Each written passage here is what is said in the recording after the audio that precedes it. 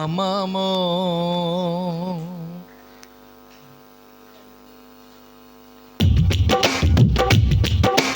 పాడేద స్తుతి గానము, కొనియాడేద నీ నామము. నీవే నా ప్రేమానురాగం, జనమైనా విడువని స్నేహం. నీవే నా ప్రేమానురాగం, జనమైనా విడువని స్నేహం. అతి శ్రేష్ఠుడా నా యేసయ్యా, అతి శ్రేష్ఠుడా నా యేసయ్యా. పాడేద స్తుతి గానము, కొనియాడేద నీ నామము. పాడేద స్తుతి గానము, కొనియాడేద నీ నామము.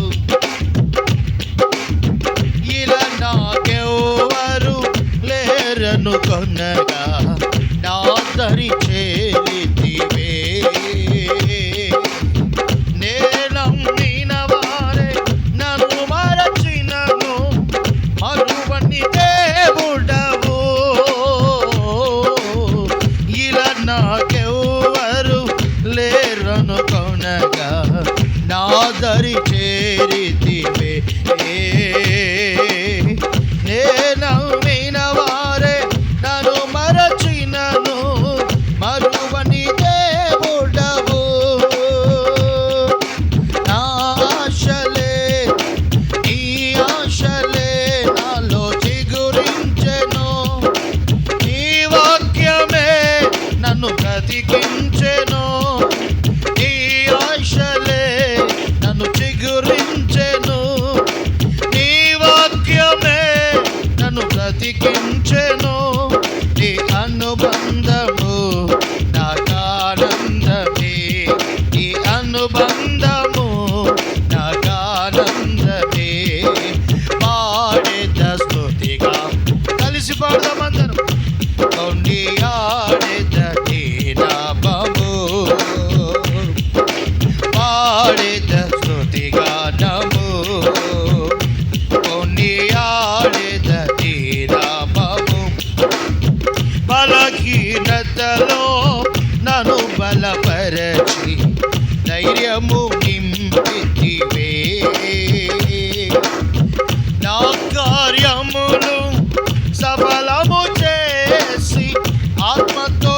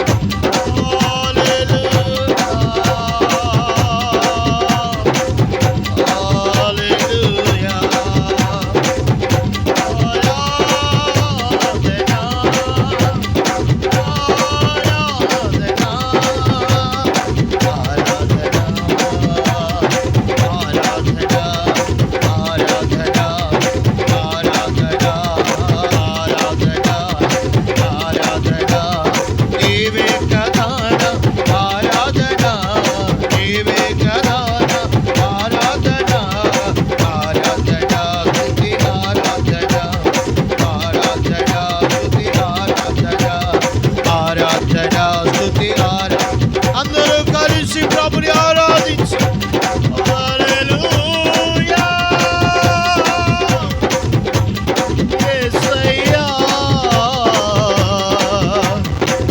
యేసయ్యా ఆరాధన, ఆరాధన నీవే కదా నా ఆరాధన, నీవే కదా నా ఆరాధన, ఆరాధన స్తుతి ఆరాధన, ఆరాధన స్తుతి ఆరాధన, ఆరాధన స్తుతి ఆరాధన, ఆరాధన స్తుతి ఆరాధన, ఆరాధన స్తుతి. అందరూ కలిసి పాడండి, నాతో కలిసి పాడండి, ఆరాధించండి.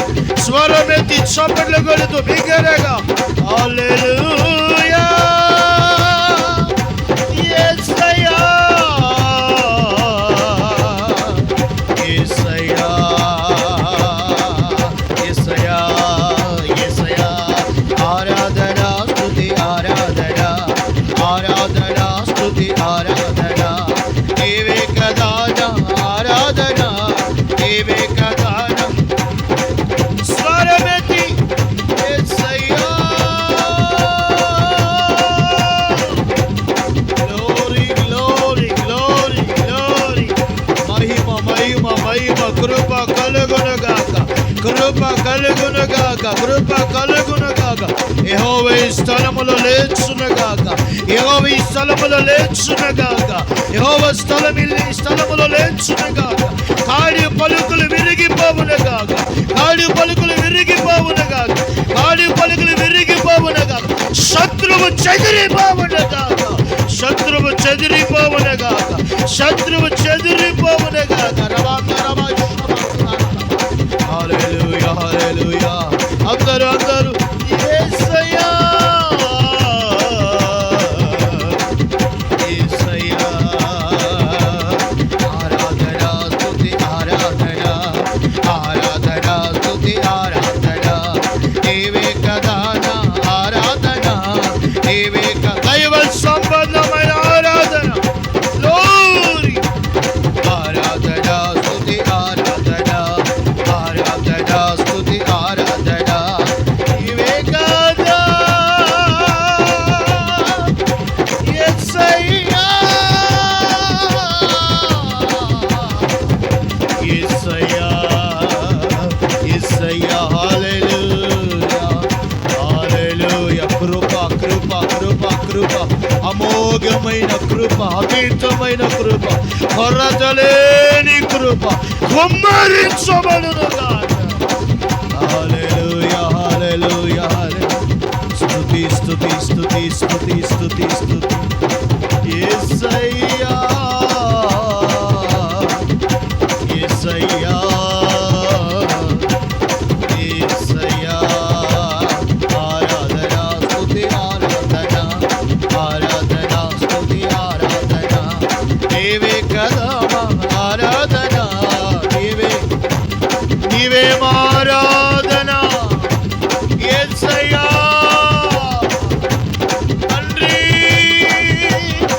నీవేనయ్యా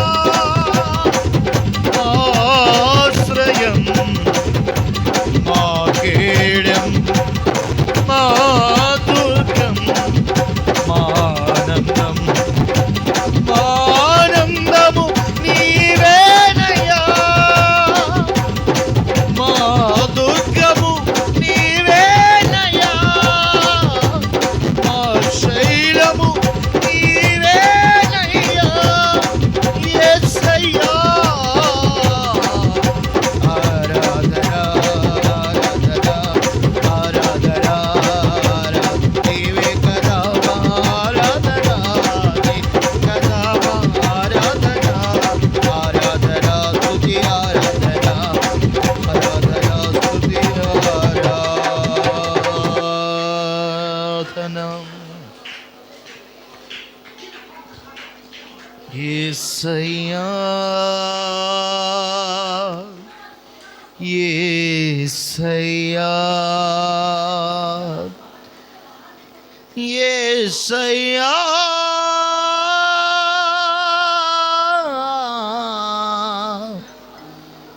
యేసయ్యా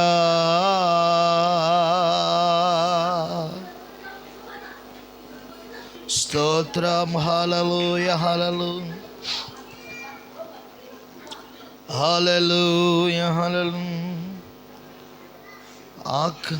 మా తండ్రినికే స్తోత్రం స్తోత్రం స్తోత్రం. అందరూ కూడా ప్రార్థన పూర్వకంగా రెండు చేతుల పైకైతే స్తోత్రాలు చెబుదాం. హల్లెలూయా హల్లెలూయా హల్లెలూయా హల్లెలూయా. యేసయ్యా యేసయ్యా యేసయ్యా యేసయ్యా మా యేసయ్యా యేసయ్యా యేసయ్యా యేసయ్యా. తండ్రి దేవా నీకేనయ్యా, తండ్రి దేవా ఆరాధనా, తండ్రి దేవా నీకేనయ్యా, యేసుదేవా మా ఆరాధన. యేసయ్యా యేసయ్యా యేసయ్యా యేసయ్యా. అందరూ ప్రార్థన పూర్వకముగా ఆయన బల్లలో ఆయన రక్తములో ఆయన శరీరములో మనం పాల్గొందాం. హల్లెలూయా హల్లెలూయా స్తోత్రం.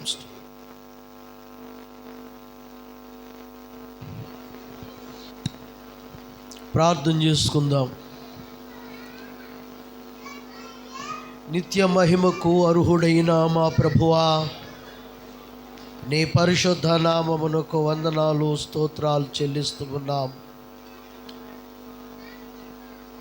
నీ ఆత్మచేత ఆరాధనలో మీరు మమ్మల్ని నడిపించినందుకు వందనాలు. కూడి వచ్చిన బిడ్డలందరినీ కూడా మీరు సిద్ధపరచండి. నీ శరీరమునకై నీ రక్తమునకై నీ పాత్రలో బల్లలో పాలు పొందడానికి సిద్ధపడుచు ఉండగా మీ ఆత్మచేత మమ్మల్ని బలపరిచి నడిపించమని ప్రార్థన చేస్తూ ఉన్నాం. తండ్రి,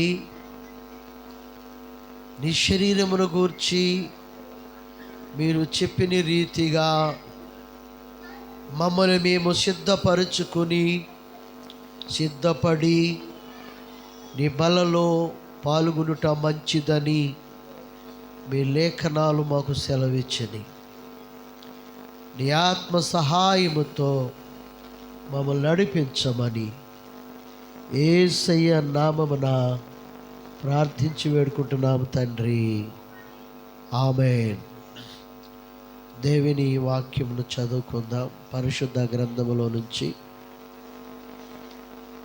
యోహానుకు రాసిన సువార్త 6వ అధ్యాయము 51వ వచనము నుంచి దేవుని వాక్యాన్ని మనం చదువుదాం.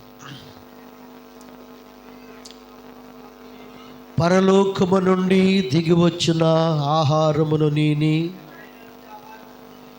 ఎవడైనను ఈ ఆహారము భుజించితే వాడెల్లప్పుడూ జీవించును. మరియు నేనిచ్చు ఆహారము లోకమునకు జీవము కొరకైన నా శరీరమే. మీతో నిశ్చయముగా చెప్పుచున్నాను, నేను యూదులు తన శరీరమును ఎలాగూ తిననీయగలడని ఒకనితో ఒకడు వాదించుకునిచుండగా, కావున ఇట్లా నేను మీరు మనిషి కుమారుని శరీరమును తిని ఆయన రక్తము త్రాగుతేనే కానీ మీలో మీరు జీవము గలవారు కారు. నా శరీరమును తిని నా రక్తము త్రాగువాడే నిత్య జీవము గలవాడు. అంత్య దినమున నేను వానిని లేపుదును. నా శరీరము నిజమైన ఆహారమును, నా రక్తము నిజమైన పానమునై ఉన్నది. నా శరీరమును తిని నా రక్తము త్రాగువాడు నా యందును, నేను వాని యందును నిలిచియుందుము. జీవము గల తండ్రి నన్ను పంపెను గనుక నేను తండ్రి మూలముగా జీవించునట్టే నన్ను తినేవాడు నా మూలముగా జీవించును. ఇదే పరలోకము నుండి దిగి వచ్చిన ఆహారము. పితరులు మన్నాను తిని చనిపోయినట్టు కాదు, ఈ ఆహారము తినేవాడు ఎల్లప్పుడూ జీవించెను. నిశ్చయముగా మీతో చెప్పుచున్నాను. నేను ప్రార్థన చేసుకుని బల్లలో ప్రవేశిద్దాం. పరిశుద్ధుడా, కృపగల తండ్రి, నీకు వందనాలు. పరలోకము నుండి దిగి వచ్చిన జీవాహారమును నేనే. ఎవడైనా నీ ఆహారము భుజించితే వాడు ఎల్లప్పుడూ జీవించెను. అంత్యదినమున నేను వారు లేపుదును అని మీరు సెలవిచ్చిన దేవా, నిత్య జీవములో ప్రవేశిస్తాడని చెప్పిన తండ్రి, మీకు వందనాలు. ఇదిగో ప్రభువా, నీ శరీరంలోనూ నీ రక్తములోనూ పాలు భాగస్తులను అయ్యుండడానికి బల యొద్దకు మేము సమీపిస్తూ ఉండగా మీ ఆత్మ నడిపింపును మాకు దయచేసి బలపరిచి నడిపించమని యేసు నామమున ప్రార్థించి వేడుకుంటున్నాము తండ్రి, ఆమేన్. పాట పాడుతూ ఉండగా క్రమ పద్ధతిలో లైన్గా మీరు బలలో ప్రవేశించాలని మనవి చేస్తూ ఉన్నాం. సిలువలో సాగింది యాత్ర, కరుణామయుని దయగల పాత్ర. సిలువలో సాగింది యాత్ర, దయగల పాత్ర. ఇది ఎవరి కోసమో, ఈ జగతి కోసమే, ఈ జనుల కోసమే, ఈ జగతి కోసమే, ఈ జనుల కోసమే. సిలువలో సాగింది యాత్ర, కరుణామయుని దయగల పాత్ర.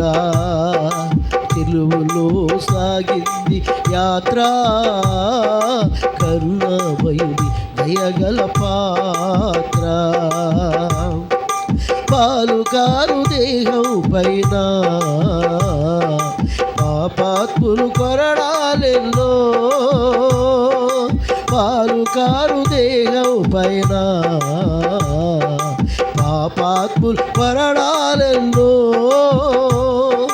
నాట్యమాడినాయి నడువీధులు నడుపాయి, నాట్యమాడినాయి నడువీధులు నడుపాయి. నోరు తెరువలేదాయే ప్రేమ, బదులు పలకలేదాయే ప్రేమ. నోరు తెరువలేదాయే ప్రేమ, బదులు పలకలేదాయే ప్రేమ. ఇది ఎవరి కోసమో, ఈ జగతి కోసమే, ఈ జనుల కోసమే. ఇది ఎవరి కోసమో, ఈ జగతి కోసమే, ఈ జనుల కోసమే. సిలువలో సాగింది యాత్ర, కరుణామయుని దయగల పాత్ర. సిలువలో సాగింది యాత్ర, కరుణామయుని దయగల పాత్ర. వెనక నుండి తల్లింది ఒకరు, మరు ముందు నిలిచి నవ్వింది మరి ఒకరు. వెనక నుండి తల్లింది ఒకరు, మరు ముందు నిలిచి నవ్వింది మరి ఒకరు. గేలు చేసినారు పరివాషమాడినారు, గేలు చేసినారు పరివాషమాడినారు. నోరు తెరువలేదా ఏ ప్రేమ, బదులైన పలకలేదు ప్రేమ. నోరు తెరువలేదా ఏ ప్రేమ, బదులైన పలకలేదు ప్రేమ. ఇది ఎవరి కోసమో ఈ జగతి కోసమే, ఈ జనుల కోసమే. ఇది ఎవరి కోసమో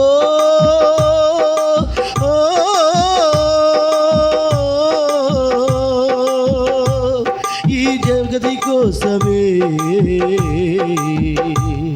ఈ జనుల కోసమే. సిలువలో సాగింది యాత్ర, కరుణామయుని దయగల పాత్ర. సిలువలో సాగింది యాత్ర, కరుణామయుని దయగల పాత్ర.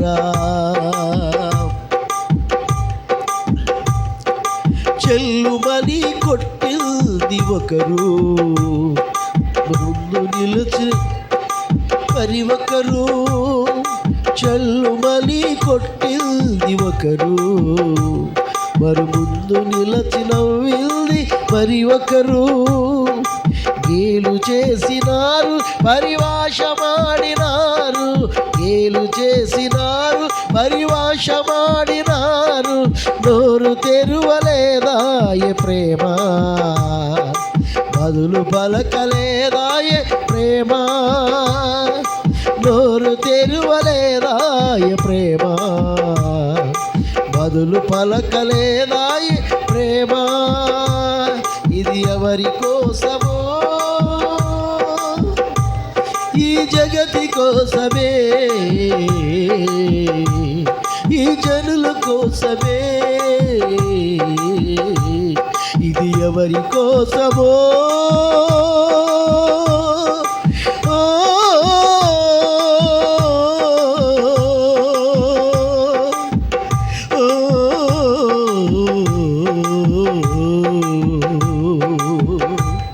ఇది ఎవరి కోసమో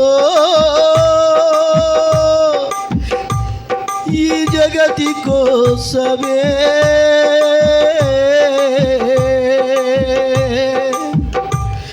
ఈ జనుల కోసమే. ఇది ఎవరి కోసమో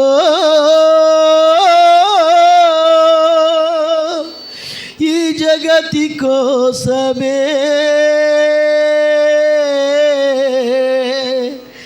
ఈ జనుల కోసమే. ఇది ఎవరి కోసమో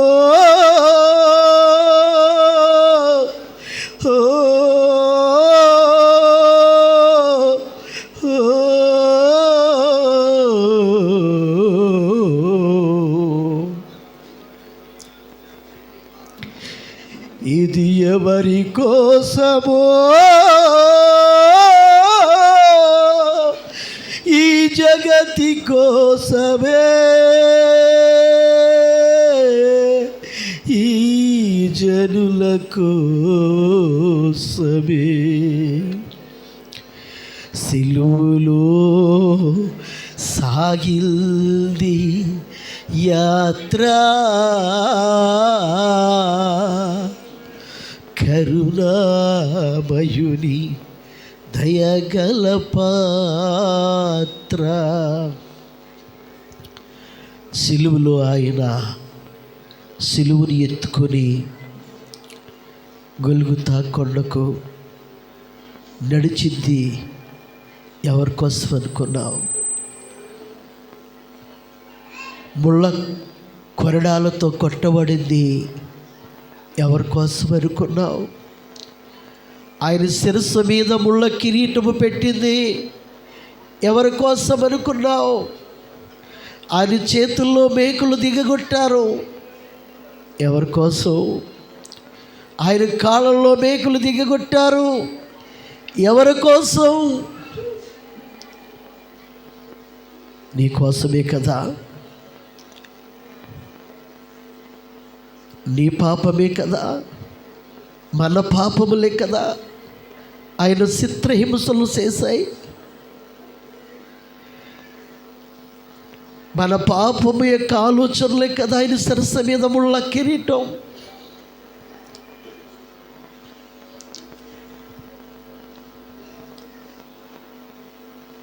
ఆయన పడిన ప్రతి ఒక్క శ్రమ,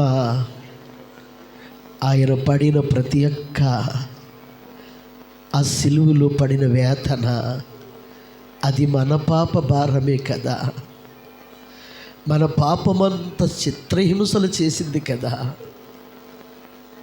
దేవుని బిడ్డ, పవిత్రమైన ఆయన శరీరాన్ని, పవిత్రమైన ఆయన రక్తాన్ని మనకిచ్చుటకు ఆయన సమర్పించాడు. ఎందుకో తెలుసా? నిత్య మహిమలోనికి నిన్ను తీసుకువెళ్ళాలని, పరలోక మహిమలోనికి నిన్ను నడిపించాలని, పరిశుద్ధులు నివసించే ఆ మహాపట్టణములోనికి నిన్ను తీసుకుని వెళ్ళాలని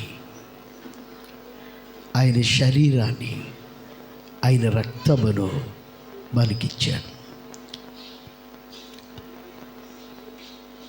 ఆయన ఒక రొట్టెను పట్టుకొని ఆకాశం వైపెత్తి, తండ్రి,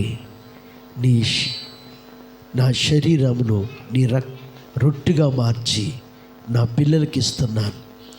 అలాగే ఒక పాత్రను కూడా పట్టుకొని, తండ్రి, ఇది క్రొత్త నిబంధన రక్తము, సర్వలోక మానవుల నిమిత్తము అర్పించబడిన రక్తము ఇది. ఇట్టి పరిశుద్ధ రక్తము నా పిల్లలకి ఇస్తూ ఉన్నాను, వారిలో జీవము కలుగుటకే అని చెప్పి కృతజ్ఞతాస్తుతులు చెల్లించి వారికి ఇచ్చాను. ప్రభువా, నీ శరీరములో నీ రక్తములో పాపులైన మమ్ములను కూడా మీరు ప్రేమించి రక్షణిచ్చి, తండ్రి, నీ శరీరములో నీ రక్తములో భాగస్థులుగా ఒగుటకు మీరు కృపనిచ్చిన మీకే స్తోత్రాలు చెల్లిస్తూ, కృతజ్ఞత స్తుతులు చెల్లిస్తూ తీసుకుంటున్నాము తండ్రి. ఆమేన్. అందరూ తీసుకురండి. బల్లలో ఇంకను పాలు పొందవలసిన వారు ఇంకా ఎవరైనా ఉంటే త్వరగా వచ్చి బల్లలో తీసుకోవలసిందిగా మనం చేస్తున్నాం.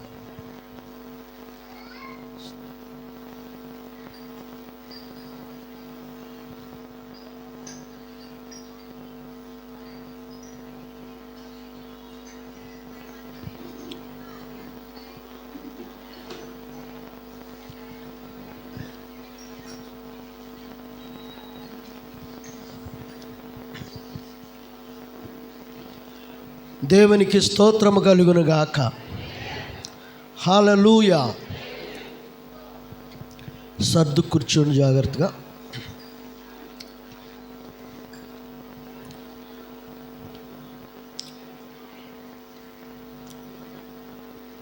ఈ సమయంలో దేవుని వాక్యాన్ని కొద్ది నిమిషాలు మనం విందాం. దైవజనులు మరి ఆనంద్ బాబు గారు చక్కగా మన మధ్యలో తరచుగా ఉండట్లేదు కనుక వారు వర్తమానం మాట్లాడతారు. మనం జాగ్రత్తగా వినాలని మనం చేస్తున్నాం.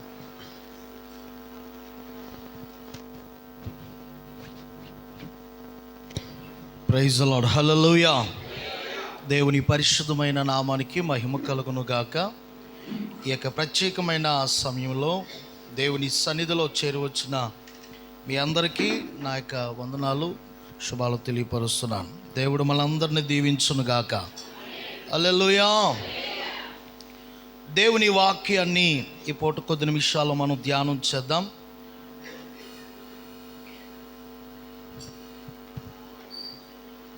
పరిశుద్ధ గ్రంథమైన బైబిల్లో నుండి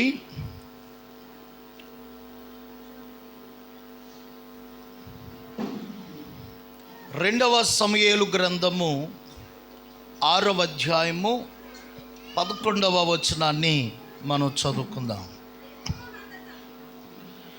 యెహోవా మందసము 3 నెలలు గిత్తీయుడగు ఒబేదెదోము ఇంటిలో ఉండగా యెహోవా ఒబేదెదోమును అతని ఇంటి వారిని ఆశీర్వదించెను. దేవుని మందసము ఉండుట వలన యెహోవా ఒబేదెదోము ఇంటి వారిని అతనికి కలిగిన నంతటిని ఆశీర్వదించుచున్నాడు. దేవునికి స్తోత్రం, హల్లెలూయా. ప్రియులారా, ఈ పూట మనం ధ్యానం చేస్తున్నటువంటి అంశం యెహోవా మందసం. ఏంటి చెప్పండి? యెహోవా మందసం. ఇశ్రాయేలులు పూర్వకాలంలో దేవుణ్ణి ఆరాధించేటువంటి రీతి ఏమిటి అని అంటే, ఇశ్రాయేలులకు ఈ రీతిగా ప్రార్థన స్థలం ఉండేది కాదు, ఈ రీతిగా ప్రార్థన మందిరం అనేది ఉండేది కాదు.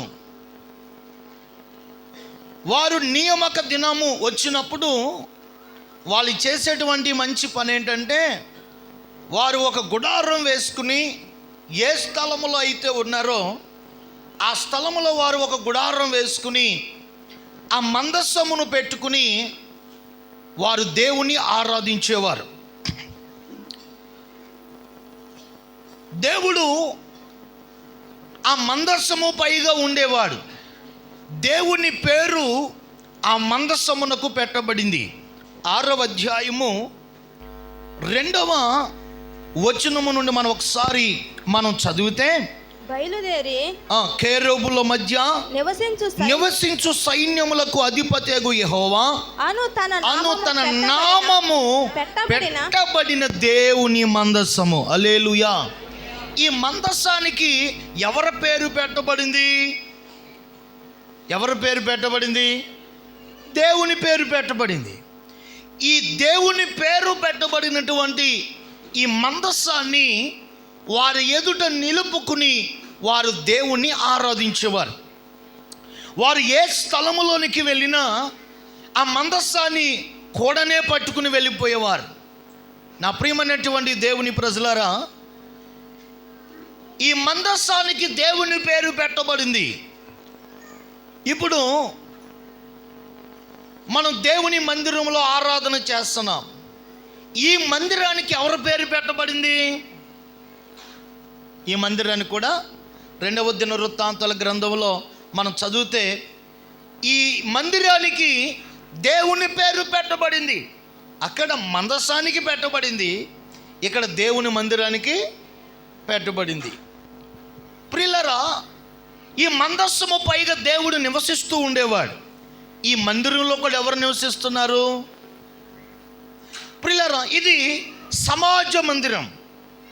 ఈ మందిరంలో దేవుడు నివసిస్తున్నాడు. అలాగే ఇంకొక మందిరం ఉంది. మీ దేహమే దేవుని ఆలయం. ఇది ఒక మందిరం. ఈ మందిరంలో కూడా దేవుడు ఏం చేస్తాడు? నివసిస్తాడు. హల్లెలూయా, హల్లెలూయా. మీరు కొంచెం క్లారిటీగా దేవుని వాక్యాన్ని మీరు వినండి. అయితే ఆ దినాల్లో ఇశ్రాయేలీలు మందసమును పెట్టుకుని దేవుని ఆరాధించేవారు. దావీదుకు ఒక ఆలోచన వచ్చింది, అయ్యా నీకు ఒక మందిరాన్ని కడతాను, నీకు ఒక నివాస యోగ్యమైన మీరు నివసించదగిన ఒక మందిరాన్ని నేను నిర్మించాలనుకుంటున్నాను అన్నప్పుడు దేవుడు ఎంతగానో ఆనందించి, సరే మందిరాన్ని కట్టండి, కానీ అది నీ ద్వారా కాదు, నీ కుమారుని ద్వారా ఆ మందిరాన్ని నేను కట్టిస్తానన్నాడు. అదే రీతిగా సొలొమోను బంగారముతో వైడూర్యాలతో మరి ప్రియులార దేవుని యొక్క మందిరాన్ని కట్టాడు. ఆ దినము నుండి ప్రియులార ఆయన పేరు ఎవరికి పెట్టబడింది? దేనికి పెట్టబడింది? మందిరానికి పెట్టబడింది. ఇది నా మందిరము, నేను కోరుకున్న స్థలము, ఇక్కడనే నేను నివసించెదను, నా మందిరము సకల జనులకు ప్రార్థన మందిరం. ఇక ఈ మందిరము లోపలికి వెళ్తే మనం బయటికి రాలేం.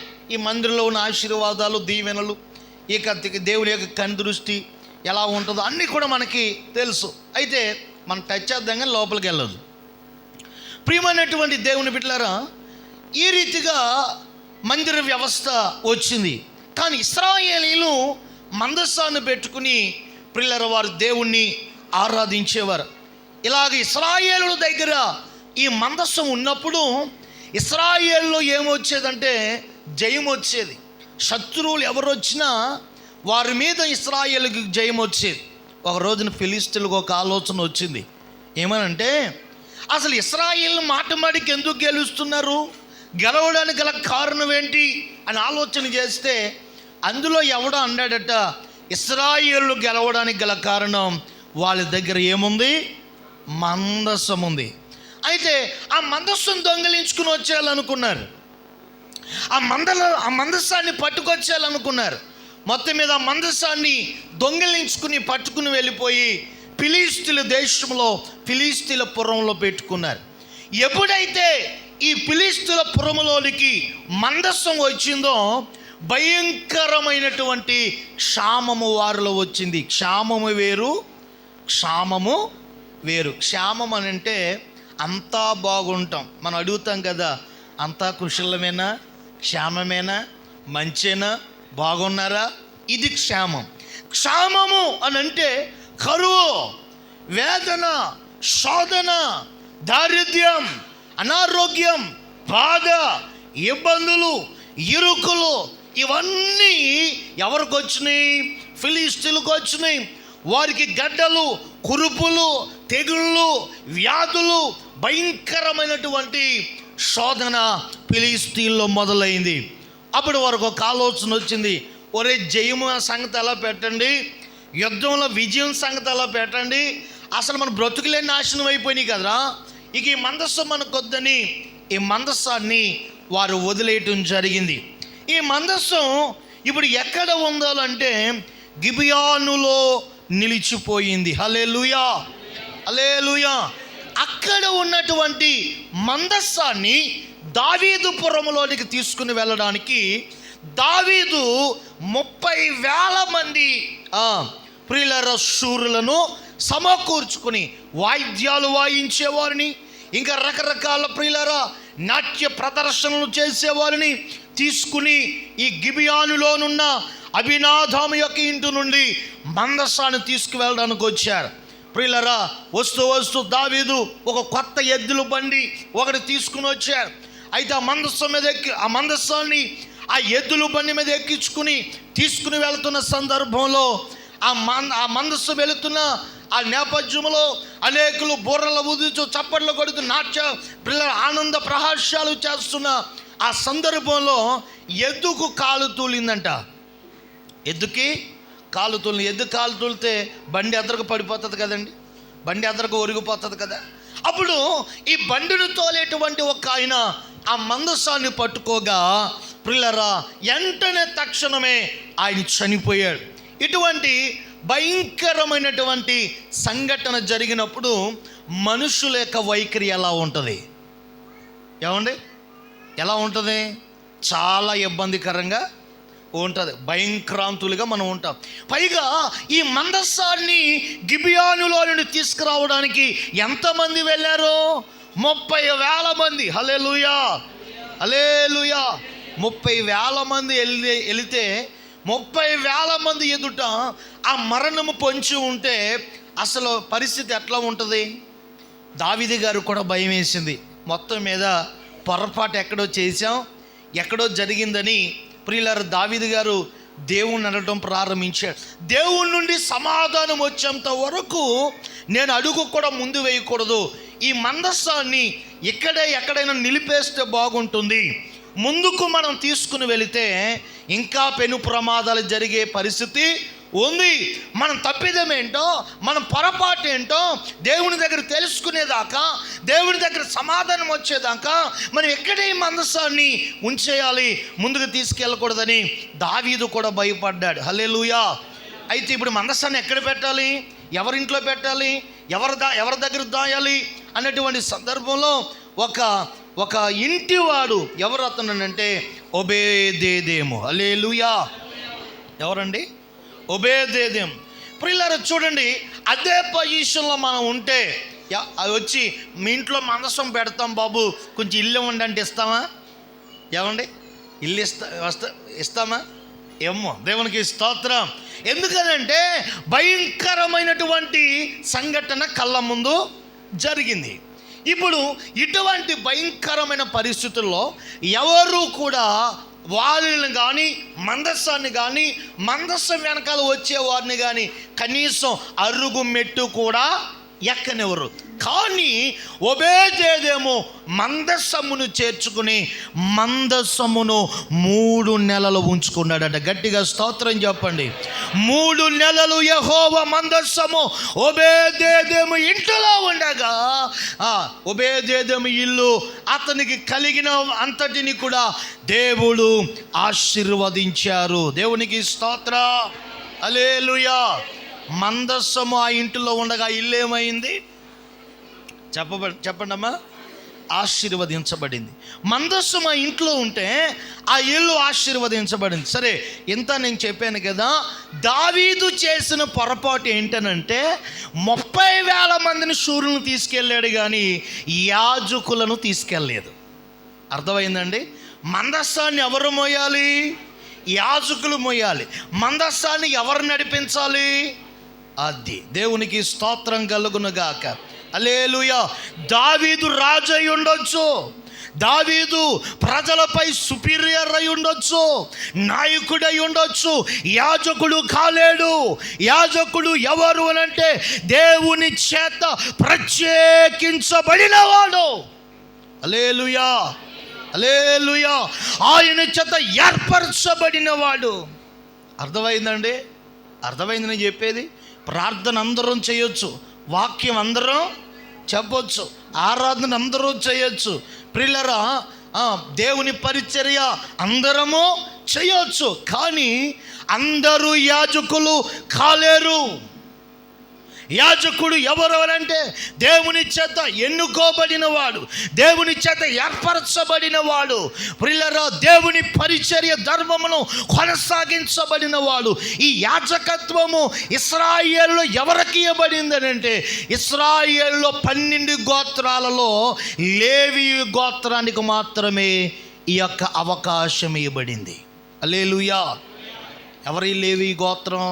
అహరోను సంతతి వారు. దేవునికి స్తోత్రం. ఇంకా మిగతా 11 గోత్రాల వారు ఈ యొక్క యాజకత్వం చేయడానికి వీలు లేదు. దేవుడు ఆ కట్టడను నియమించాడు. ఆమేన్. ప్రియమైన దేవుని బిడ్డలారా, అందుచేత ఈ యొక్క భయంకరమైన సంఘటన జరిగింది. ప్రియులారా, దేవుడు చెప్పాడు, దావీదా, నువ్వు ఎంత రాజు అయితే నీ దగ్గర ఎంతమంది మనుషులు ఉంటే మాత్రం కనీసం నన్ను లెక్క పెట్టకుండా, నా సేవకుని లెక్క పెట్టకుండా, నా సేవకుని గుర్తు చేసుకోకుండా వెళ్ళిపోతావేంట్రా అని దేవుడు ఒక వార్నింగ్ ఇచ్చాడు. దేవునికి స్తోత్రం. హల్లెలూయా. చాలామందికి సేవకులు అంటే లెక్క ఉండదు, యాజకులు అంటే లెక్క ఉండదు. నిజంగా సేవకుడి కంటే నువ్వు జ్ఞానవంతురాలు అయి ఉండొచ్చు. ఒకవేళ సేవకుడి కంటే నువ్వు చాలా చక్కగా ప్రార్థన చేసి ఉండొచ్చు. ఒకవేళ నీకు వాక్యం బాగా ఎరుగుండొచ్చు. ఒకవేళ నీకు విశిష్టమైనటువంటి ప్రత్యేకమైనటువంటి విశేషాలు నీలో చాలా ఉండొచ్చు. ఒకవేళ దైవజనుడి మీద, యాజకుడి మీద నువ్వు అనేకమైనటువంటి కృపా వరాలు కలిగి ఉండొచ్చు. అయినా సరే నువ్వు యాజకుడువు కాలేవు. మనం ఎవరు ఏది చేసినా, ఏమి తలపెట్టినా మన మధ్యలో ఎవరు ఉండాలి? యాజకుడు ఉండాలి. పిల్లల కొర్నేలతో కూడా దేవుడు అంటాడు కదా, నీ భక్తి బాగుందయా, నీ ధర్మం బాగుందయా, నీ యొక్క విశ్వాసం బాగుందయా, నీ ప్రార్థన బాగుందయా, నీ ప్రార్థన నేను విన్నానయ్యా, అబ్బా యువర్ 100% వెళ్ళయ్యా, నువ్వు చాలా వెరీ గుడ్ అయ్యా. కానీ నువ్వు ఒక పని చేయాలి, పాస్టర్ గారిని తీసుకొచ్చి నువ్వేం పెట్టుకోవాలా? ప్రార్థన. దేవునికి స్తోత్రం. హల్లెలూయా. ఎంత ప్రార్థన చేసినోడికి, ఎంత భక్తి చేసినోడికి, ఇన్ని ధర్మకార్యాలు చేసినోడికి, దేవుని చేత సాక్ష్యము పొందిన వాడికి పాస్టర్ గారితో పని ఏమనుందా? ఏమండి, ఎవరు సాక్ష్యం ఇస్తున్నారు కొర్నేలు గురించి? దేవుడి సాక్ష్యం ఇస్తున్నాడు, నువ్వు చాలా మంచోడు అయ్యా, నీ భక్తి చాలా వండర్ఫుల్. ప్రియులారా గమనించాలి, ఇంటి వారిలోను బయటి వారిలోను సాక్ష్యం పొందినవాడు కొర్నేలు. అయినా సరే దేవుడు అంటున్నాడు, దైవజను తీసుకొచ్చి ప్రార్థన పెట్టు, యాజకుని తీసుకొచ్చి ప్రార్థన పెట్టు. హల్లెలూయా, హల్లెలూయా. చాలామంది ప్రియమైన దేవుని బిడ్డలారా, యాజకునితో పనే ఉంది, సేవకునితో పని ఏముంది అనుకుంటారు. దావీదుకు కూడా దేవుడు గుణపాఠం నేర్పాడు. నువ్వు అందరిని తీసుకెళ్ళావు కానీ ఎవరిని తీసుకెళ్ళా? యాజకుని తీసుకెళ్ళా. అందుకే జరిగింది ఇదే. ఆమేన్. ఎప్పుడైతే ఈ 3 నెలలు ఓబేదేము ఇంటిలో మందస్సు ఉండిపోయిందో, ఓబేదేము ఇంటిని అతను కలిగిన వారిని దేవుడు ఆశీర్వదించాడో, ఈ సంఘటన ఎవరు విన్నారు? దావీదు విన్నాడు. ఇప్పుడు ఎలా వెళ్తున్నాడు? యాజకులను తీసుకుని వెళుతున్నాడు. హల్లెలూయా, హల్లెలూయా. కొత్త ఎద్దుల బండి మీద అన్నప్పుడు ఎంతమంది డప్పులు కొట్టేవారు, ఎంతమంది బోర్ల వాయించేవారు ఉండాలనుకున్నప్పుడు, అన్నీ ఉండాలనుకున్నప్పుడు యాజకులు ఉండాలన్న సంగతి దావీదుకు తెలియొద్దండి? ఏమండి, దావీదుకు తెలియొద్దా? చాలామంది ఇటువంటి పొరపాటు నేటి విశ్వాసులు కూడా చేస్తూ ఉంటారు. హల్లెలూయా. అన్ని బాగానే చేస్తారు, కానీ ఎక్కడికి వచ్చేటప్పుడు నిర్లక్ష్యం చేస్తారంటే, దైవజనుడి దగ్గరికి వచ్చినప్పటికీ, దైవిక కార్యక్రమం దగ్గరికి వచ్చినప్పటికీ, దేవుడు దీవించవలసిన ప్రియులారా పరిణయం వచ్చేసరికి నిర్లక్ష్యాన్ని చేస్తాం. మనం అన్ని బాగానే చేసుకుంటాం. హల్లెలూయా, హల్లెలూయా. ప్రియులారా గమనించాలి, అందరికీ మంచిగా మటన్ ఎడతావు, చికెన్ ఎడతావు, ఇవన్నీ పెడతావు, ప్రియులారా ఏర్పాట్లు బాగా చేస్తావు, పందిరి బాగా చేస్తావు, అన్నీ బాగా చేస్తాం. కానీ ఒకటి మర్చిపోతూ ఉంటారు. అయ్యా దైవజనులారా, యాజకులారా, సేవకులారా, మీరు చక్కగా దేవుని పని చేయండి. దీని ద్వారా ఈ రోజున ఈ వివాహం జరుగుతూ ఉండగా నీ యొక్క నవదంపతులు ఆశీర్వదించబడాలయ్యా, లేకపోతే ఈ నూతనంగా ప్రతిష్ట చేయబడుతున్నటువంటి ఇల్లు ఆశీర్వదించబడాలయ్యా, లేకపోతే ఇది దీవించబడాలయ్యా, ఇది దీవించబడాలయ్యా అనే ఆలోచన ఎవరికి ఉండదండి. ప్రియులారా అన్నీ బాగా చేసుకుంటారు. ప్రియులారా దైవజనుడి పని దైవజనుడు చేస్తూ ఉంటే, పాస్టర్ గారు ముగించా, దేవునికి స్తోత్ర, హల్లెలూయా. తింటాకు వచ్చిన 1000 మంది దీవించి వెళ్తారా?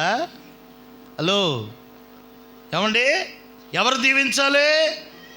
ఎవరు దీవించాలి? గట్టిగా స్తోత్రం చెప్పండి, గట్టిగా హల్లెలూయా. ఈరోజు దావీదు చేసిన పొరపాటు ఈరోజు మనం కూడా చేస్తున్నాం. దైవికమైన సాన్నిధ్యాన్ని నిర్లక్ష్యం చేసేటువంటి పరిస్థితి. నా ప్రియమైనటువంటి వారులారా, ఎప్పుడైతే ఓబేదేము ఇల్లు ఆశీర్వదించబడుతుందని విన్నాడో, ఇప్పుడు మందసాన్ని యెరూషలేము పురాన్ని తీసుకుని వెళ్ళడానికి యాజకులను, పిల్లల బుర్రలు ఊదేవారిని, గిల్లక తప్పట కొట్టేవారిని, నాట్య ప్రదర్శనలు చేసేవారిని, మందసాన్ని మోసేవారిని అనేకులను తీసుకుని వచ్చి ఆ మందసాన్ని తీసుకువెళ్తున్నట్టుగా మనం చూస్తున్నాం. అయితే నేను చెప్పను, షార్ట్కట్లో మీకు ఈరోజు వివరణ ఇస్తాను. మొదటిగా ఈరోజు మందస్సము ఓబేదేము ఇంటిలో ఉండగా ఓబేదేము ఇల్లు ఏమైంది? ఆశీర్వదించబడింది. హల్లెలూయా. రెండవది మీకు చూపిస్తాను, పరిశుద్ధ గ్రంథమైన బైబిల్లో నుండి యెహోషువ గ్రంథము 6వ అధ్యాయము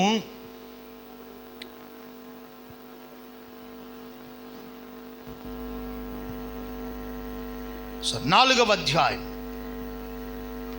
5వ వచనము నుండి మనం చదువుకుందాం. వారితో ఇట్లా నేను యోర్దాను నడుమనున్న నీ దేవుడైన యెహోవా మందసము ఎదుట దాటిపోయి ఇశ్రాయేలీయుల గోత్రముల లెక్క చొప్పున ప్రతి వాడును ఒక్కొక్క రాతిని తన భుజం మీద పెట్టుకొని. ఏం చదువుతున్నావు నువ్వు? 4వ అధ్యాయము 12వ వచనం చదవండి, లేకపోతే 14వ వచనం చదవండి. కోత కాలమున యోర్దాను దాని గట్లన్నిటి మీద పొర్లి పారును. నిబంధన మందసము మోయు యాజకులు జనులకు ముందుగా వెళ్ళగా యోర్దానును దాటుటకు జనులు తమ గుడారములో నుండి బయలుదేరిరి. అప్పుడు ఆ మందస్సము మోయేవారు యోర్దానులో దిగిన తర్వాత మందస్సమును మోయి యాజకులు కాళ్ళు నీటి అంచున మునగగానే పైనుండి పారు నీళ్లు బహుదూరమున సారేతాను నొద్దనున్న అధామనుపురమునకు దగ్గర ఏకరాశిగా నిలిచెను. హల్లెలూయా, హల్లెలూయా. ఇప్పుడు చూడండి, ఇశ్రాయేలీలు ఐగుప్తు దేశం నుండి బయలుదేరారు. వీళ్ళు 40 సంవత్సరాలు అరణ్య యాత్రలో వారు నడిచినటువంటి సంఘటన మనకు బాగా తెలుసు. ఈ 40 సంవత్సర కాలంలో అనేకమైన పట్టణాలు దాటారు, అనేకమైనటువంటి రాజులను ఎదిరించారు, అనేకమైనటువంటి పరిస్థితులను వారు ఎదుర్కొన్నారు. ఇప్పుడు వీళ్ళు ఎక్కడికి వచ్చారనంటే 3వ అధ్యాయము 1వ వచనం మనం చూస్తే, యెహోషువ వేకువన లేచినప్పుడు అతడు ఇశ్రాయేలులందరూ షిత్తీము నుండి బయలుదేరి, హల్లెలూయా, యొర్దానునకు వచ్చి దాన్ని దాటక మునుపు అక్కడ నిలిచిరి. ఇప్పుడు ఎక్కడికి వచ్చారు వీళ్ళు? షిత్తీము అనే ప్రాంతానికి వచ్చారు. ఏమండి, షిత్తీము అనే ప్రాంతానికి వచ్చారు. ఈ ప్రాంతానికి వచ్చిన తర్వాత అక్కడ కొంచెం విశ్రాంతి తీసుకున్నారు, అక్కడ బస చేశారు, ఉదయాన్నే లేచారు, మరలా వారి ప్రయాణాన్ని కొనసాగిస్తే వారికి హఠాత్తుగా ఏమి ఎదురొచ్చింది అని అంటే యొర్దాను నది ఎదురొచ్చింది. ఏమొచ్చిందండి? యొర్దాను నది. అక్కడ నిలిచిపోయారు. ఇప్పుడు వాళ్ళు వెళ్ళగలరా? వాళ్ళకి పంట ఉందా, పడవ ఉందా, లేకపోతే తెప్ప ఉందా, లేకపోతే దాడటానికి ఏమైనా ఉందా? అది కోతకాలం. ఆ సమయంలో ప్రియుల కాలువలు విస్తృతంగా ప్రవహించే కాలం, నిండుగా ప్రవహించే కాలం, భయంకరమైన ప్రళయం పారుతున్న కాలం మనం బైబిల్లో మనం చదువుతున్నాం. ఇటువంటి సమయంలో ఆ నది వారు దాటలేక అక్కడ నిలిచిపోయారు. హల్లెలూయా, అక్కడ నిలిచిపోయారు. ఇంకా వెనక్కి వెళ్ళిపోయి అక్కడే నిరాశలో ఉన్నారు. అటువంటి సందర్భంలో వారి దేవునికి ప్రార్థన చేయడం మొదలుపెట్టారు. ప్రార్థన చేస్తే యెహోషువతో దేవుడు మాట్లాడుతున్నాడు, మీరు వెళ్ళండి, మందస్సము మోయి యాజకులు ఆ మందస్సము పట్టుకుని వారు కాళ్ళు నదిలో మునచగానే, అరుకాలు తడవగానే ఆ నది ఏమైపోద్ది? నిలిచిపోద్ది. హల్లెలూయా. మందస్సాన్ని ఎత్తుకున్నారు యాజకులు, వెనకాల బుర్రలు వాయిస్తున్నారు, వెనకాల చక్కగా భజనిస్తూ ఉన్నారు, దేవుని సేవిస్తున్నారు, స్తుతిస్తున్నారు, ఆర్భాటముతో దేవుని ఆరాధిస్తూ ఈ మందస్సం మోయు యాజకులు ముందు వెళుతుంటే ఈ దండు వెనకాల వెళుతున్నారు. ఇలా వెళుతూ ఉండగా యొర్దాను నదిలో వారి పాదములు మోపగానే, ఆ యొర్దాను నదిలో మందస్సము నిలబడగానే పిల్లలు యొర్దాను నది ఏమైపోయింది? నిలిచిపోయింది. ఏం చెప్పండి? చెప్పాలందరూ, నిలిచిపోయింది. హల్లెలూయా, హల్లెలూయా. మందస్సము ఎదుట ఏమైపోయింది చెప్పండి? యొర్దాను నది నిలిచిపోయింది. అందరూ చెప్పండి. మందస్సం ఓబేదేము ఇంట్లో ఉండగా ఓబేదేము ఇల్లు ఏమైంది? ఆశీర్వదించబడింది. రెండవది, మందస్సము యొర్దాను నదిలోనికి రాగా యొర్దాను నది ఏమైపోయింది? నిలిచిపోయింది. హల్లెలూయా, హల్లెలూయా. ఇక 3వ సంఘటన మీకు చూపిస్తాను, చూడండి. ఇప్పుడు యొర్దాను దాటారు. ఇప్పుడు యెహోషువ గ్రంథం 6వ అధ్యాయం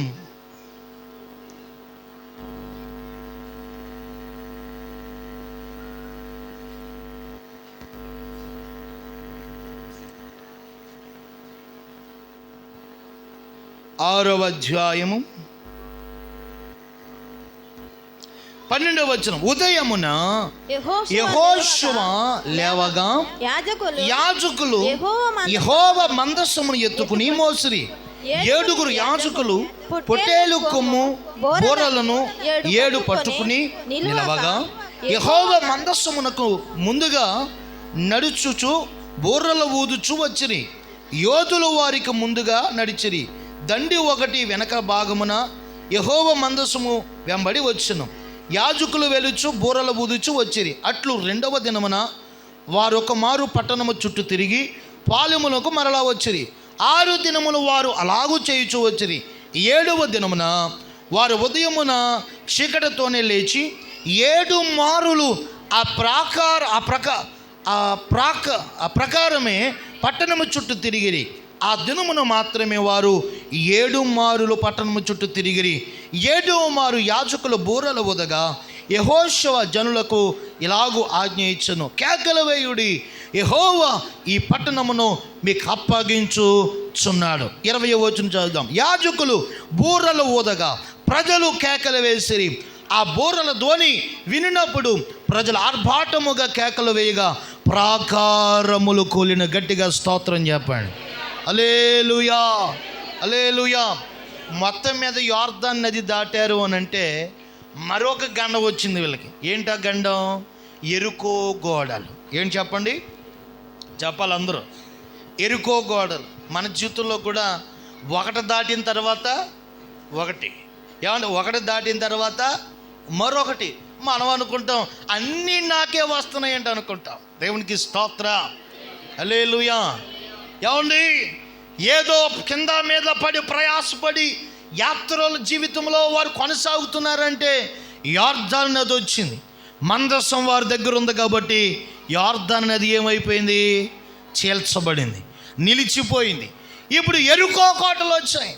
ఆ యొక్క ఎరుకో రాజు చాలా బలంగా కట్టాడు, చాలా బలంగా వాటిని నిర్మించాడు. దాన్ని పడగొట్టడం చాలా కష్టం. వాటిని పోని దారి అన్న ఇస్తాడంటే దారి కూడా ఇవ్వడు. వీరు ముందుకు వెళ్ళాలి అని అంటే ఎరుకోను ఖచ్చితంగా దాటాలి. దేవుడు అన్నాడు, ఆ రాజు మీకు ఎలాగ దారి ఇవ్వడు, అట్లా నేను కూల్చేస్తాను. మీరు ఏం చేస్తారంటే యాజకులైన వారు మందసాన్ని ఎత్తుకోవాలి, వెనకాల దండు ఉండాలి, వెనకాల ఆయన స్తుతించేవారు ఉండాలి, చక్కగా బూరలు వాయించేవారు, నాట్య ప్రదర్శన చేసేవారు ఇలా ఉండాలి. ఇలాగా 6 రోజులు 6 సార్లు తిరగాలి. 6 రోజులు 6 సార్లు తిరగాలి. 7వ రోజు 7 సార్లు తిరగాలి. దేవునికి స్తోత్రం, హల్లెలూయా. ఒక్కసారి తిరగటానికే వాళ్ళ ప్రాణం సొలిసిపోతూ ఉంది, అలసిపోతూ ఉన్నారు. పిల్లరా, ఒక్కరోజు తిరిగి వచ్చేసరికే ఆ పొద్దంతా గూకిపోతుంది. పిల్లరా, మరి ఒక్కసారికి ఎంత టైం పడితే మరి రోజుకి 7 సార్లు తిరగాలంటే ఎలాగవుద్దండి? అలా 1వసారి, 2వసారి, 3వసారి, 4వసారి, 5వసారి, 6వసారి తిరిగి ఏ రోజుకి ఆ రోజుగా పురంలోకి వచ్చేస్తున్నారు, పాలెంలోకి వచ్చేస్తున్నారు. దేవుడు అన్నాడు 7వ రోజున 7 సార్లు తిరగాలన్నారు. 7 సార్లు తిరగగానే ఆ పట్టణాన్ని దేవుడు ఎవరికి అప్పగించాడు? ఇశ్రాయేలు ప్రజలకు. ఆ పట్టణము కూలిపోయిందంట. ఈరోజు నా దేవుని ప్రజలారా, ఎందుకు ఎరుకో పట్టణము కూలిపోయింది అని ఆలోచన చేస్తే వారు చాలామంది మనం పైనే చదువుతాం వాక్యాన్ని. 7 సార్లు వాళ్ళు తిరిగితే ప్రభును స్తుతించారు, అందుకే పట్టణం కూలిపోయింది అంటారు. నువ్వు ఉత్తినే తిరిగితే, ఉత్తినే పాడితే, ఉత్తినే భక్తి చేస్తే ఏది వంగదు, గడ్డి పరక కూడా వంగదు. వారి మధ్యలో ఎవరున్నారు? మందస్సమయున్న దేవుడు ఉన్నాడు. హల్లెలూయా, హల్లెలూయా. మందస్సము ఉంది కాబట్టి ఆ పట్టణం ఏమైపోయింది? కూలిపోయింది. ఇప్పుడు 3 విషయాలు మీకు చెప్పాను. మొదటిది, మందస్సము ఒబేదేము ఇంట్లో ఉండగా ఒబేదేము ఇల్లు ఏమైంది? ఆశీర్వదించబడి. రెండవది, యోర్దాను నదిలో ఉండగా యోర్దాను నది ఏమైపోయింది? నిలిచిపోయింది. ప్రియులారా చూడండి, ఎరుకో గోడల ముందు ఉండగా ఎరుకో గోడలు ఏమైపోయినాయి? కూలిపోయాయి. ఈరోజున నీ జీవితంలో ఎంత ఎత్తైన పర్వతాలైనా, ఎటువంటి కరుడు గట్టిన సమస్యలైనా, శోధనలైనా, బాధలైనా అవి కూలిపోవాలి అని అంటే నీ ఎదుట మందసం ఉండాలి, నీ దగ్గర మందసమైన దేవుడు ఉండాలి. ఆమేన్, హల్లెలూయా, హల్లెలూయా, హల్లెలూయా. ఆయన నీ ఇంటిలో ఉంటే నీళ్ళు ఆశీర్వదించబడుతుంది. ఇప్పుడు మందస్సము పైగా ఉన్న దేవుడు వారి మధ్యలో ఉన్నాడు. ఇప్పుడు మందస్సం ఉందా? మనకి ఉందా? ఏమండి, ఏమండి? ఇప్పుడు సమాజ మందిరం ఉంది, అర్థమైందా? ఇప్పుడు ఆ మందిరంలో ఉంటాడు. ఇప్పుడు ఆ మందస్సము పైగా ఉన్న దేవుడు నేడు మన మధ్యలో ఎలా సంచరిస్తున్నాడంటే ఆత్మయై సంచరిస్తున్నాడు. హల్లెలూయా, హల్లెలూయా. మీ దేహమున ఆలయం అన్నాడు ఆయన. ఆయన ఆలయముగా మార్చుకుని మనలో నివసిస్తానంటున్నాడు ఆయన. ఆయన మనలో నివసిస్తే నీ ఎదుట ఎరుకో కోటలు కూలిపోవునుగాక. నీ ఎదుట యొర్దాను నదులు నిలిచిపోవునుగాక, నీ కుటుంబం ఆశీర్వదించబడునుగాక. యొర్దాను అనగా ఆత్మీయ అర్థం ఏంటో తెలుసా? మరణము అని అర్థం. యొర్దాను అనగా అర్థం ఏంటండి? మరణం. ఈ రోజున మరణం అనేక సందర్భాల్లో మనం మృంగివేయాలని మన దగ్గరకు వస్తుంది. అనేక సందర్భాల్లో మనం తాకుతూ ఉంది. అది మన దగ్గర దాకా వస్తుంది. ఈ రోజున దేవుని బిడ్డ, అది నీ ఎదుట నిలిచిపోవాలి అనంటే ఆత్మయుని దేవుని దగ్గర సంచరించునుగాక, మీ మధ్యలో నివసించునుగాక. ఆయన మన మధ్యలో ఉండినప్పుడు మన ఇల్లు ఆశీర్వదించబడుతుంది. యొర్దాను లాంటి మరణముతో కూడిన ప్రతి ఒక్క సమస్యలు కూడా నిలిచిపోతాయి. యెరికో లాంటి శోధనలు, బాధలు కూడా నీ ఎదుట కూలిపోబోతున్నాయి. ఆమేన్, హల్లెలూయా. చూడండి, మీకు అర్థమయ్యే రీతి చెప్తాను. ఇప్పుడు మందస్సు ఉంటే ఇన్ని ఉపయోగాలు ఉన్నాయి. అసలు మందస్సం ఎలా ఉంటుంది మీకు ఏమన్నా తెలుసా? ఏమండి అమ్మా, ఇంగ్లీష్లో ఏమని అంటారంటే ద ఆర్క్ ఆఫ్ కవెనెంట్. మందస్సం ఎలా ఉంటుంది ఎవరికైనా తెలుసా? అమ్మా తెలుసా? Anybody know that? ఏమండి మందస్సం ఎలా ఉంటుంది తెలుసా?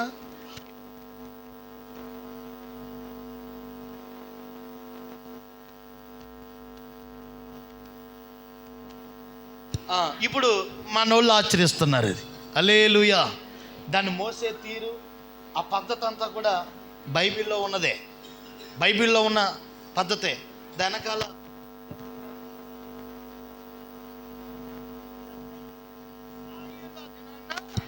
చేశారు. దేవునికి స్తోత్రం. ఇది 2 భాగాలుగా ఉంటుంది. ఒకటి పరిశుద్ధ స్థలం, రెండవది అతి పరిశుద్ధమైన స్థలం. ఇప్పుడు మీకు అర్థమయ్యే రీతిలో చెప్తాను. అది ఆఫరింగ్ బాక్స్, కానుకల బాక్స్. అది కానుకల బాక్స్.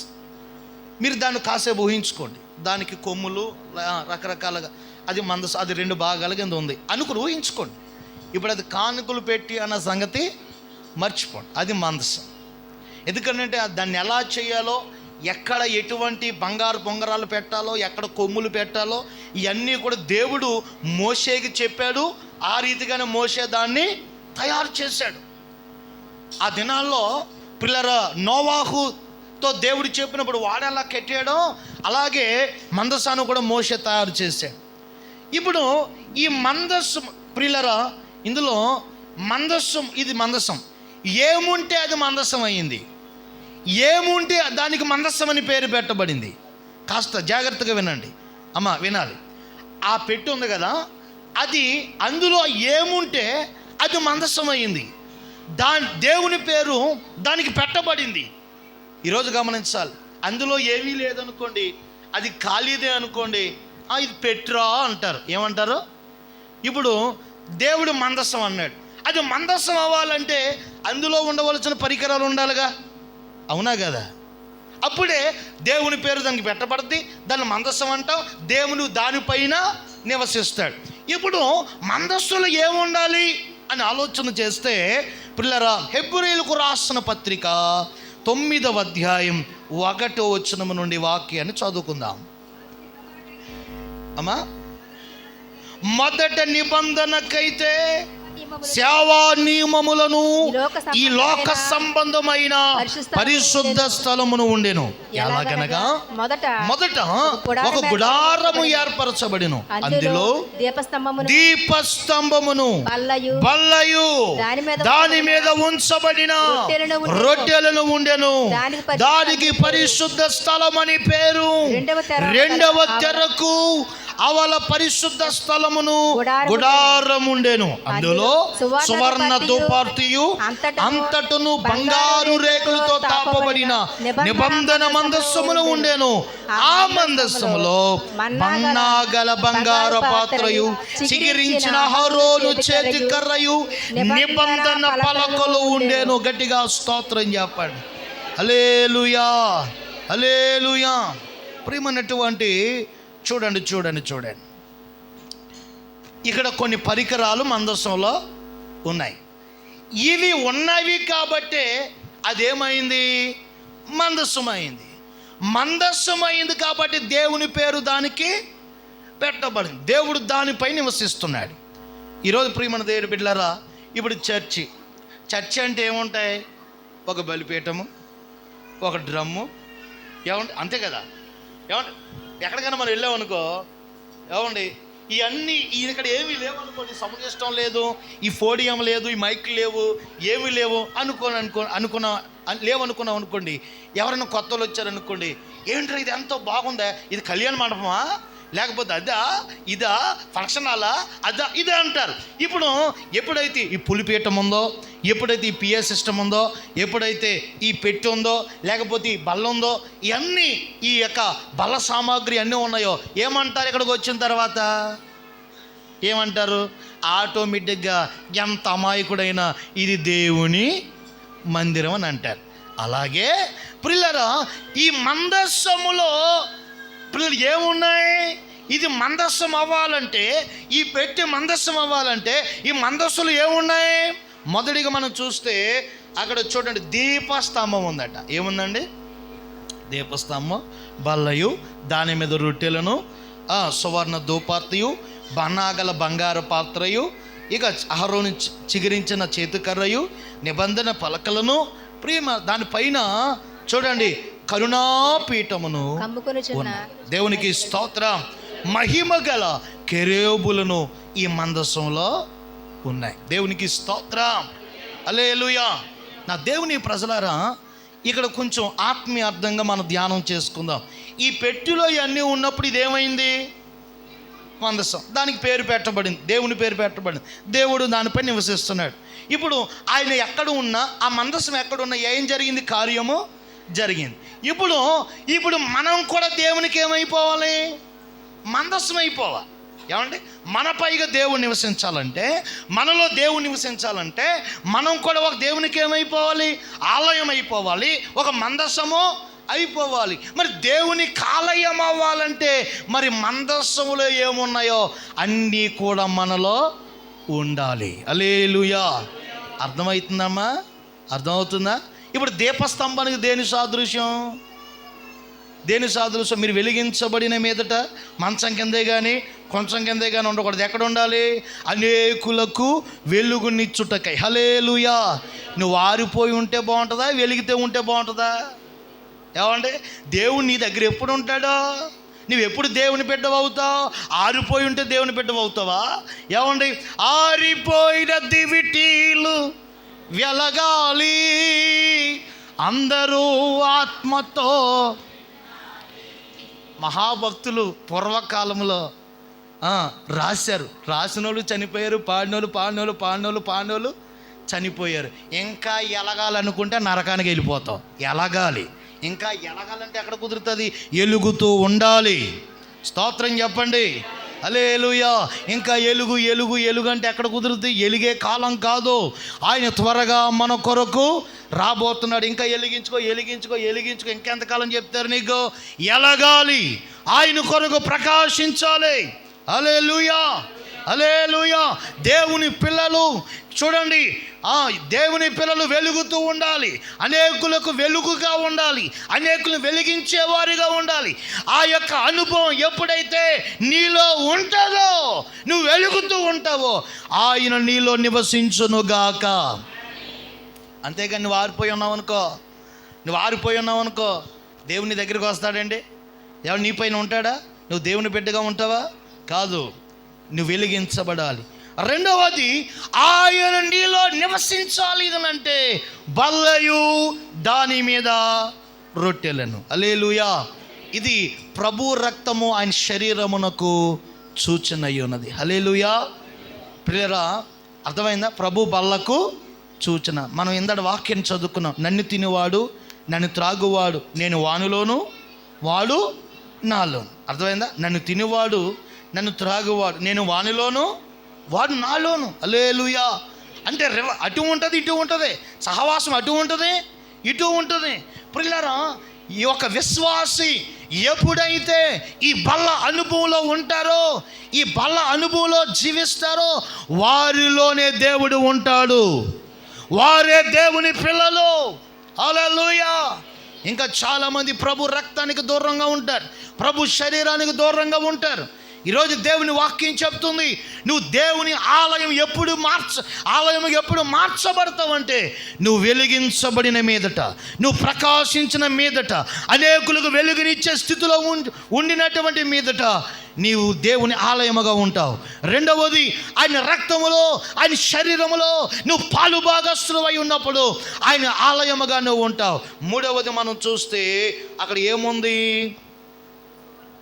ఏమండి? సువర్ణ ధూపార్తి. అందరూ చెప్పండి ఏంటండి? సువర్ణ ధూపార్తి.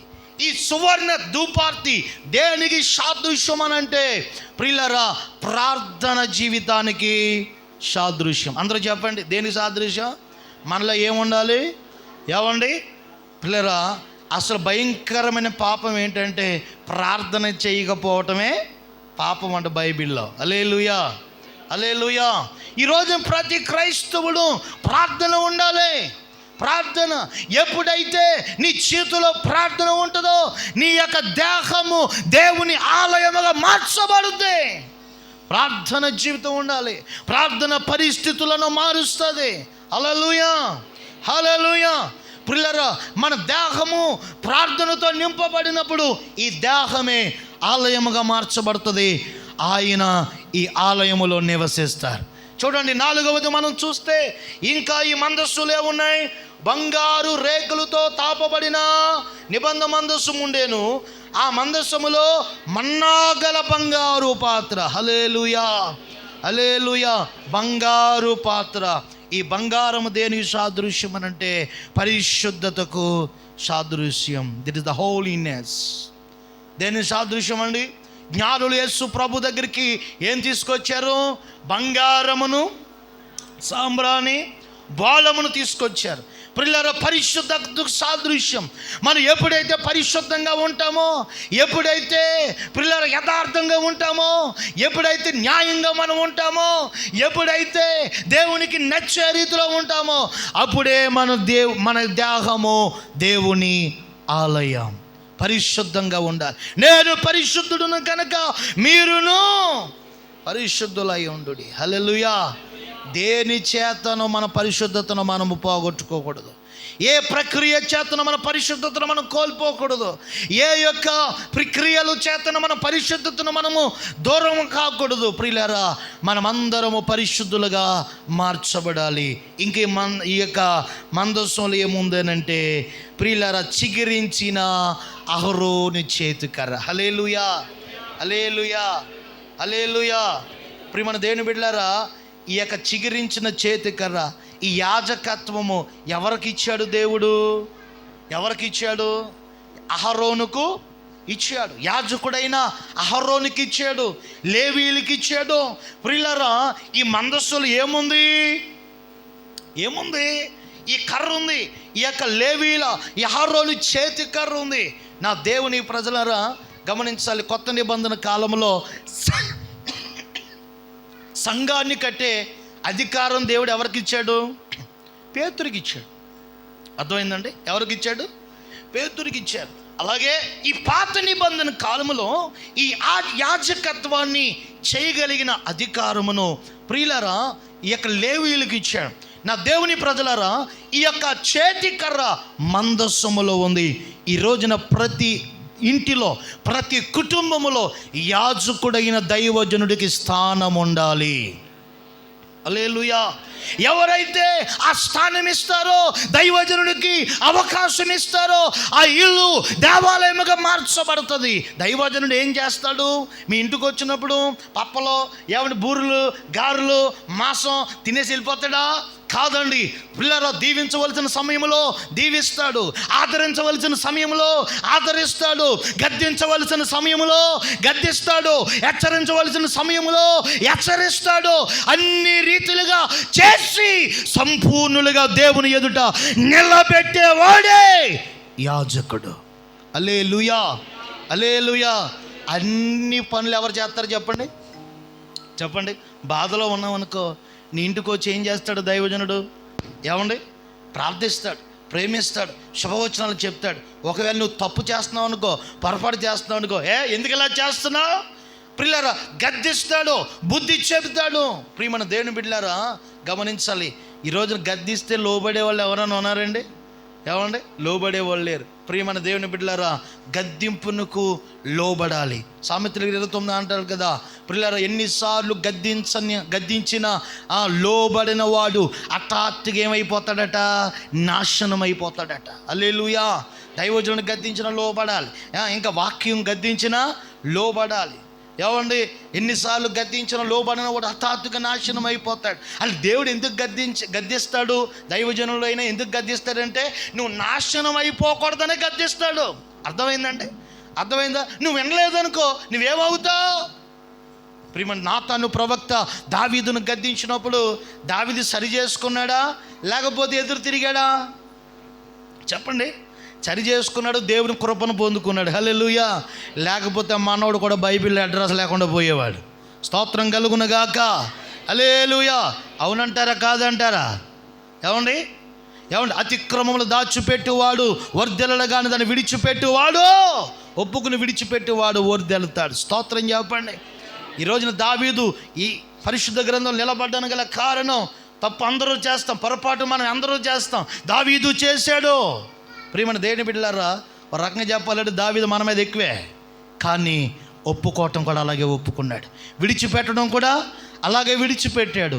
అదే రీతిగా దావీదు పశ్చాత్తాపడటం కూడా అదే రీతిగా పశ్చాత్తాపడ్డాడు. ఎలాగో తెలుసా పిల్లరా? 56వ కీర్తనలో ఎక్కడో మొత్తం కీర్తన దొర్లి ఏడుస్తాడండి.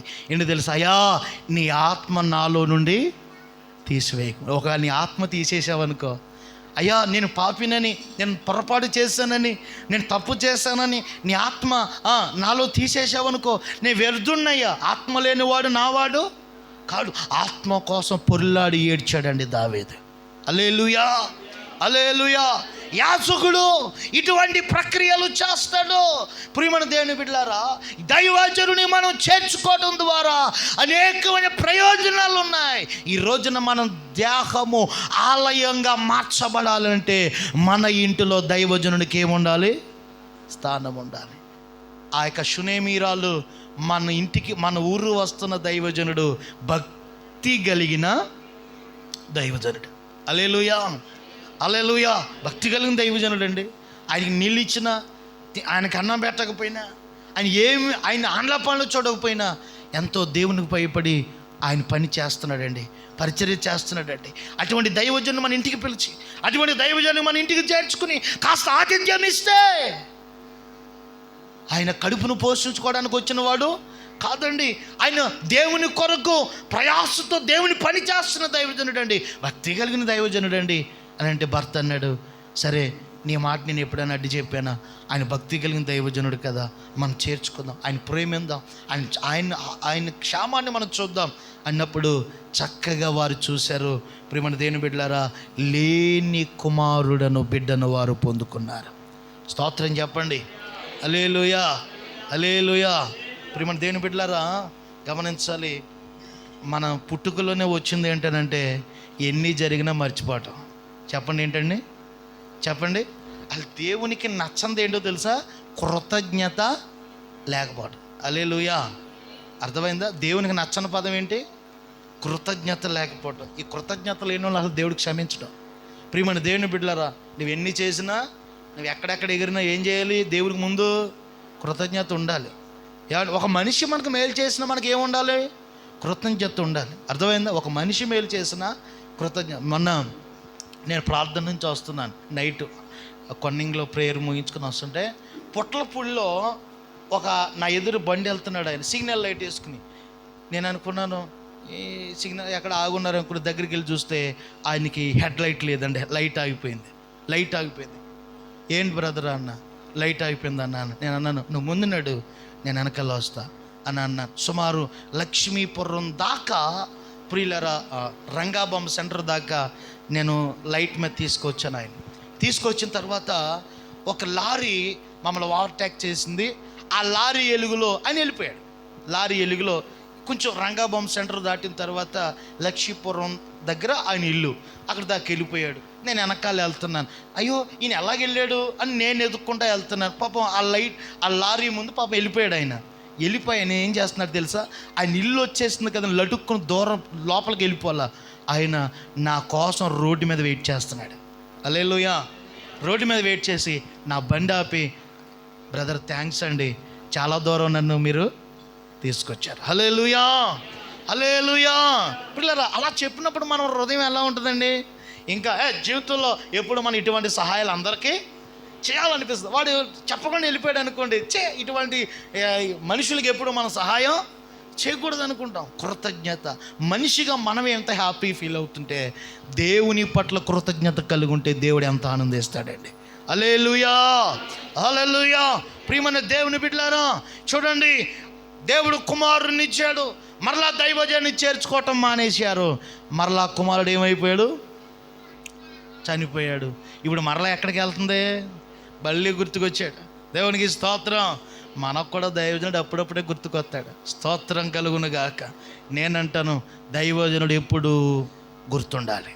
అపోస్తుల కార్యాలు రాయబడి ఉంటుంది కదా, ఏంటి తెలియదు, మీకు వాక్యము చెప్పుతున్న దైవజనుడు, ఏమండి మీకు మిమ్మల్ని నాయకుడిగా నడిపిస్తున్న దైవజనుడు మీరు ఎప్పుడు జ్ఞాపకము ఉంచుకోవాలి. ఏం చేయాలండి? జ్ఞాపకం ఉంచుకోవాలి. జ్ఞాపకం, ప్రతి సందర్భంలో జ్ఞాపకం ఉంచుకోవాలి. హల్లెలూయా, హల్లెలూయా. దైవజనుడికి మనం స్థానం ఇస్తే మన ఇల్లు ఎలా ఉంటుంది చెప్పండి? దైవజనుడు ఆ ఇంటికి వచ్చినంత కాలం ఆ ఇల్లు ఎలా ఉంది? సస్యశ్యామలంగా ఉంది. లేని లోటున వారు పొందుకున్నారు. ఎప్పుడైతే దైవజనుడు ఆగిపోయాడో ఆ ఇంట్లో మళ్ళీ ఏం మొదలైంది?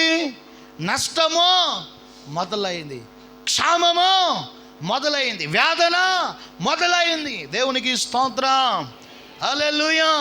నీవు దేవుని ఆలయంగా మార్చబడాలంటే మందసంలో ఏముంది? లేవీయుల కర్ర. ఈ రోజున మన జీవితంలో కూడా లేవీయుల కర్ర ఉంటే ఆ దైవజనుడికి మన స్థానం ఇస్తే దేవుని ఎదుట మనం పరిపూర్ణంగా ఆయన దేవాలయముగా మార్చబడుదుముగాక. హల్లెలూయా. నిబంధన పలకలు ఏమున్నాయండి? నిబంధన పలకలు. నిబంధన పలకలు ఎవరికి ఇచ్చాడు దేవుడు? మోషేకి ఇచ్చాడు. కట్టడలు, ఆజ్ఞలు, ఏమండి, ధర్మశాస్త్రం, ఆజ్ఞలు, నియమాలు. ప్రియమైన దేవుని బిడ్డలారా, మోషేకి దేవుడు ఇచ్చాడు. దేవుడు ఈ నిబంధన పలకలు తీసుకెళ్ళి ఎక్కడ పెట్టమన్నాడు? మందస్సులో పెట్టమన్నాడు. ఎందుకనంటే మందస్సులో నిబంధన పలకలు ఉండాలి. నిబంధన పలకలు ఉంటేనే అది దేవుని మందస్సం అవుతుంది. దేవుడు దానిపై నివసిస్తాడు. ఈ రోజున నీలో వాక్యం ఉంటేనే, నీలో దేవుని శాసనాలు ఉంటేనే, నీలో దేవుని యొక్క ఆజ్ఞలు ఉంటేనే దేవుడు నీలో ఉంటాడు. అప్పుడే నీ దేహము దేవుని ఆలయం. హల్లెలూయా. ఆజ్ఞాతిక్రమమే పాపం. పాపం చేస్తామంటే దేవుడు మనలో ఉంటాడా? చెప్పండమ్మా. ఏమంటే పాపం మనలో ఉంటే దేవుడు మనలో ఉంటాడా? చెప్పండి. ఇప్పుడు మన దేహము దేవుని ఆలయంగా మార్చబడాలంటే, దేవుడు నివసించే స్థలంగా మార్చబడాలంటే మనలో ఏముండాలి? చెప్పండి. మనలో ఏముండాలి? నిబంధన పలకలు, అంటే దేవుని యొక్క శాసనాలు, దేవుని వాక్యము మనలో ఉండాలి. నేను చెప్తున్నాను పిల్లరా, ఇశ్రాయేలీయులు కూడా కట్టడి నియమించాడు. నా దేవుని వాక్యము ఎక్కడ ఉండాలంట? ద్వారబంధముల మీద, ఏమండి, ఇంకా ఇంటిలో రాసుకోమని దేవుడు చెప్పాడు. మీ భాషికము వలె ఆయన మాటలు రాసుకోమని చెప్పాడు. ఇప్పుడు మన ఇంట్లో మన గోడలో వాక్యం ఉన్నా లేకపోయినా పర్లేదు, కానీ మన హృదయంలో మాత్రం వాక్యం ఉండాలి. హల్లెలూయా. వాక్యం ఎవరి చేతిలో ఉంటుందో దేవుడు ఆ ఇంట్లో నివసిస్తాడు, ఆ ఇంట్లో కొలువై ఉంటాడు, ఆ ఇంటిలో దేవుడు అద్భుతమైన కార్యాలు చేస్తాడు. దేవుని ఒక మాట చెప్తాను, దేవుని వాక్యమే మనకు ఆరోగ్యం, దేవుని వాక్యమే మనకు స్వస్థత, దేవుని వాక్యమే మనకు ఆనందం, దేవుని వాక్యమే మనకి సమాధానం, దేవుని వాక్యమే మనకు సంతోషం. హల్లెలూయా, హల్లెలూయా. మనలో దేవుని వాక్యము ఉండాలి. ఇంకా మనం చూస్తే కరుణాపీఠము, దేవునికి స్తోత్రం, బలిపీఠం. మన యొక్క జీవితంలో దేవునికి ఏముండాలంటే ఒక బలిపీఠము ఉండాలి. అబ్రహాము ఎక్కడికి వెళ్ళినా, ఏ స్థలంలోకి వెళ్ళినా ఏం కట్టాడు? బలిపీఠం కట్టాడు. బలిపీఠం కట్టి ప్రార్థన చేశాడు. మన జీవితంలో దేవునికి ఎప్పుడు ఏముండాలి చెప్పండి? ఒక బలిపీఠము ఉండాలి. బలిపీఠం ఉండాలి. ఆయన నివసించడానికి ఒక స్థానము మన జీవితంలో ఉండాలి. ప్రియమైన దేవుని బిడ్డలారా, గమనించండి, అర్థమైందా? చాలామంది గది తీసేస్తారు దేవునికి. అది ఏ గది అది దేవునికి స్తోత్రం. మనోళ్ళు కూడా తయారయ్యారులేండి, దేవునికి స్తోత్రం. హల్లెలూయా. బొమ్మెట్టి ఎర్ర బల్బుగా నెట్టేవేమో కాదు, మనలో ఏముండాలా? బలిపీఠం. నక్కలకు బొరియలను, ఆకాశ పక్షులకు గూడెలు ఉన్నాయి, కానీ మనిషి కుమారునికి ఏమీ లేదట. దేవునికి స్తోత్రం. ఆ నివాస స్థలం మనం అయిపోదుము గాక. హల్లెలూయా. బలిపీఠము మనలో కట్టాలి. దానిపైగా మహిమ గల కేరూబులు. ప్రియులరా, దేవుని దూతలు, నా దేవుని ప్రజలారా, దానికి ఏదైనా సాదృశ్యం అంటే మనం పరిశుద్ధాత్మతో నింపబడాలి. హల్లెలూయా. పరిశుద్ధాత్మ ఎప్పుడైతే ఆత్మ మనలో ఉంటుందో మనం ఎవరు ఆలయం అవుతాం? స్తోత్రం చెప్పండి. హల్లెలూయా. ఇన్ని ఉంటే ఈ పెట్టేమైంది? దేవుని పేరు దానికి పెట్టబడి, దానికి పైగా దేవుడు నివసిస్తున్నాడు. ఇప్పుడు ఈ మందస్సం ఎక్కడైతే ఉందో అక్కడ ఏం జరిగింది? ఇంకా మీరు చదువుకుంటే, దాగోని గుడి ఎదుట, దేవత ఎదుట మందస్సము ఉండగా దాగోని దేవత ఏమైంది?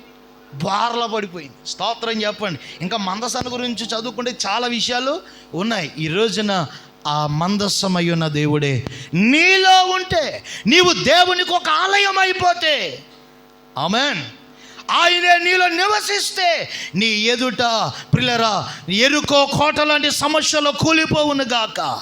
యార్దాన్ లాంటి సమస్యలు, మరణముతో కూడిన ప్రతి ఒక్క సమస్యలు నిలిచిపోవును గాక. నీ ఇల్లు ఆశీర్వదించబడును గాక. హల్లెలూయా. క్లారిటీ వచ్చిందా మీకు? బాగా అర్థమైందండి? ఈ పెట్టులో ఏముంటే మందసం అయిందో మనం విన్నాం. ఇప్పుడు ఈ దేహం ఎప్పుడు దేవుని ఆలయం అవుద్ది?